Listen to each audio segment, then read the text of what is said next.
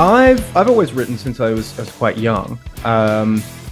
When I sort of initially started after high school and doing essays and writing little fiction stuff, I started writing music reviews for local magazines, and I did that for quite a long time. So I feel like I kind of built up my craft knowledge doing that a little bit, just like explaining bands and things, and, right? Various little local rags.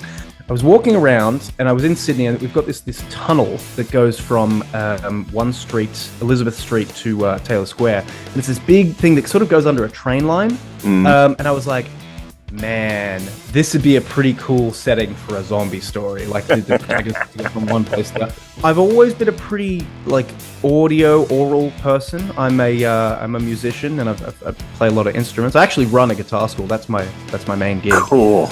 Podcasting, I don't think, is quite as saturated a medium as people think it is, especially for that particular niche of horror stories and things. So I was like, look, maybe this is a good discoverability channel.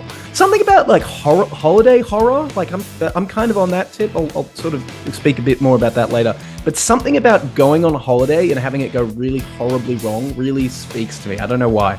I like to think of myself as a writer, like a writer. So I've actually written a couple of books, first drafted a couple of books, but what I'm working on right now is a novella about this group of people that are going on holiday through Vietnam, and surprise, surprise, things don't go entirely according to plan. I don't necessarily try to be funny when I do things, but people tell me when they read them back that they're like, this is funny. Yeah, it is. Which I suppose it sort of has to balance out with the horror stuff. What song should play every time you walk into a room?